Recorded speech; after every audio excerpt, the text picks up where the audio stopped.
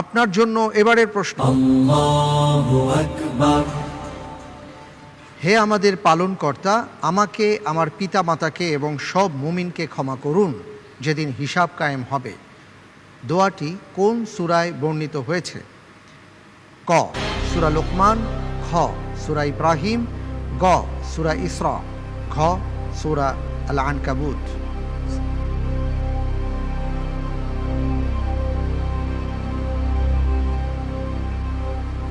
আমি আল্লাহ রাব্বুল আলামিনের উপর ভরসা করে উত্তর নিচ্ছি গ সূরা আল ইসরা। লক করে দেয়া হোক গ সূরা ইসরা।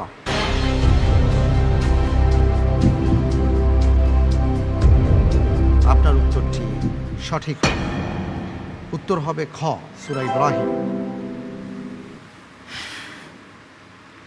শায়েখ, এ পর্যায়ে আমি একটু আপনার কাছে আসছি। সেটা হচ্ছে এই আয়াতে কারিমাতে যে বিষয়টি এসছে, যে আয়াত বলছে আমরা কি বলবো, আমাদেরকে যেন শিক্ষা দেওয়া হচ্ছে রব্বিগফিরলি ওয়ালি ওয়ালিদাইয়া ওয়ালিল মুমিনিন, যে আপনি আমাকে ক্ষমা করুন, আমার মা বাবাকে ক্ষমা করুন।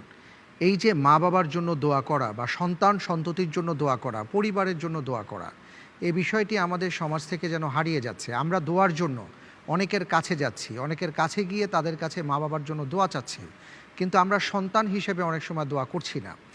মা বাবার জন্য দোয়া করার ক্ষেত্রে আমাদের কি করণীয় বা আমাদের আর কি কি সুন্নাহ পদ্ধতি আছে যদি একটু বলে দেন। জাযাকুমুল্লাহু খায়রা। মা বাবার জন্য দোয়া করা, বিশেষ করে তাদের মৃত্যুর পরে, এটা সন্তানের উপরে ফরজ, কর্তব্য।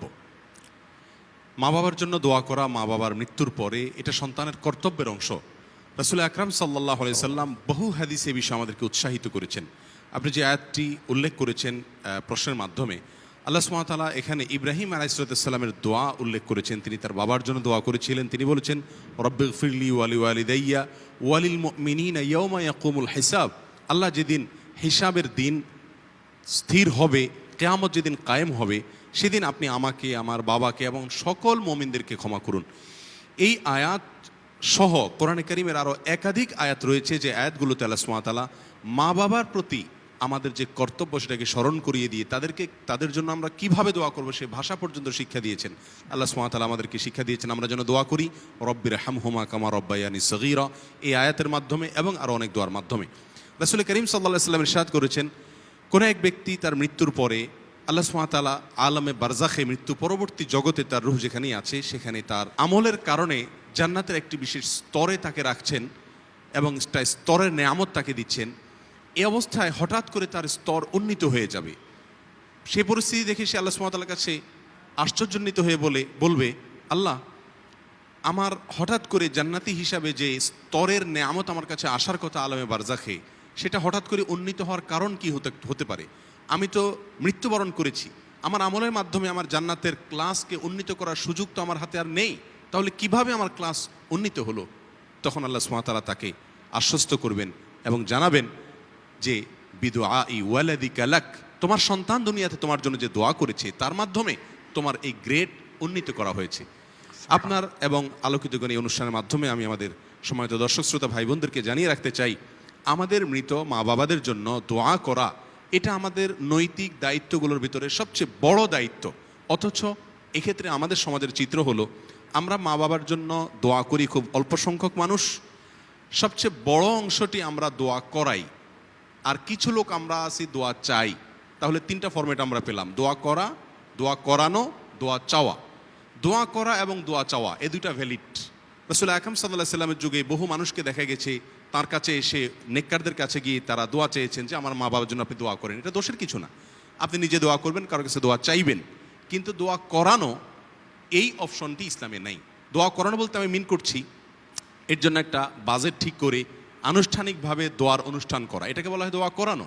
দোয়া করানোর কোনো অপশন নাই। সাহাবীদের যুগে, রাসূলের যুগে কখনো কেউ দোয়া করিয়েছেন, দোয়ার কোনো অনুষ্ঠান করেছেন, এটা আমরা জানি না। দোয়া আপনি নিজে করবেন এবং অন্য কাছে চাইবেন। সবচেয়ে বড় অপশন হলো নিজে দোয়া করা। নিজে আপনার বাবার জন্য যেই আন্তরিকতা নিয়ে দোয়া করবেন, একজন আলিম বা অন্য একজন দ্বিতীয় বা তৃতীয় ব্যক্তি তিনি কখনো সেই মানসিকতা নিয়ে দোয়া করবেন না। অতএব আমাদের মা বাবার জন্য আমাদের দোয়া করা উচিত।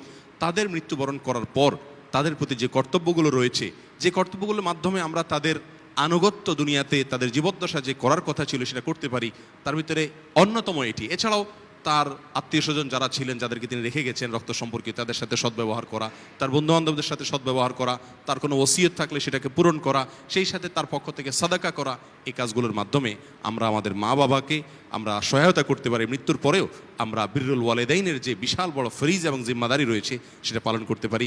আল্লাহ সুবহানাহু ওয়া তাআলা আমাদের সকলকে আমাদের মা বাবার জন্য, বিশেষ করে রমাদান মুবারকের এই বরকতময় মাসে আল্লাহ সুবহানাহু ওয়া তাআলার কাছে বেশি থেকে বেশি দোয়া করা, কায়মন বাক্যে দোয়া করা, চোখের পানি ফেলে তাদের জন্য ক্ষমা চাওয়ার তৌফিক দান করুন। জাযাকুমুল্লাহু খায়রা। বারাকাল্লাহু ফিক।